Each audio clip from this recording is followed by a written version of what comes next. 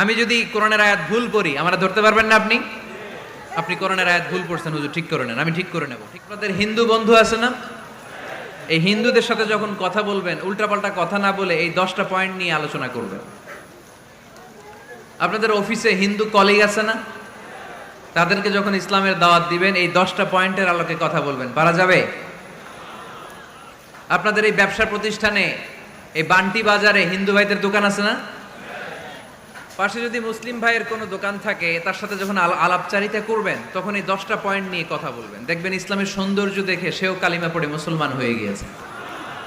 কিন্তু অন্য ধর্মের এরকম অনেক বিধান আছে যেটা রুচিতে নেয় না। হিন্দু ধর্মের অনেক ভাইরা আমার আলোচনা শোনে, অনেক হিন্দু আমাদের হাতে মুসলমান হয় আলহামদুলিল্লাহ।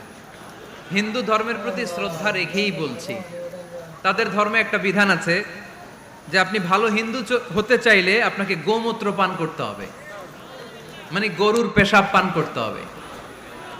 এবং অবাক করা কাণ্ড, তারা ইন্ডিয়া থেকে এটাকে রপ্তানি করে ইউরোপ আমেরিকাতেও পাঠায়। কারণ ইউরোপ আমেরিকার যে হিন্দুরা আছে সেখানকার সুপার স্টোর থেকে, শপিং মল থেকে ওইটা কিনে কিনে পান করে।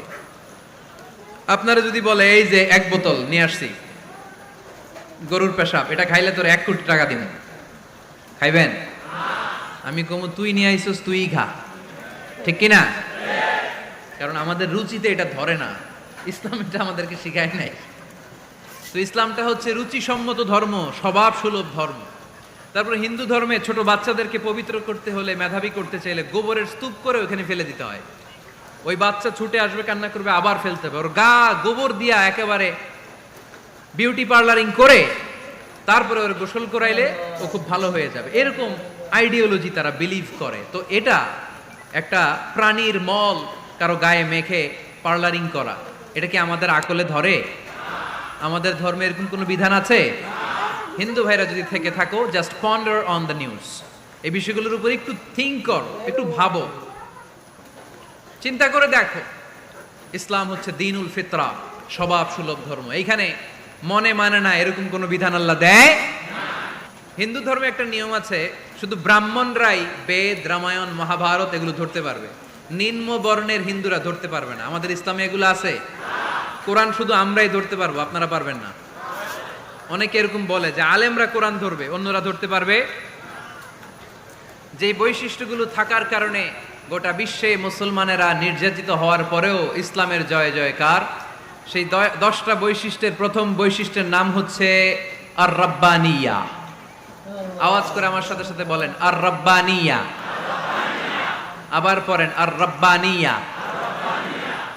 এর মানে হচ্ছে এই ধর্মটা রবের টেক কেয়ারে চলে, এটা রবের দেয়া ধর্ম, এটা মন মস্তিষ্ক প্রসূত কোনো ধর্ম। পৃথিবীর অনেক ধর্ম আছে মানুষের বানানো, ইচ্ছে মতো ধর্মগ্রন্থের মধ্যে যা মনে চায় লিখে দিছে, এরকম ধর্মগ্রন্থ আছে না নাই?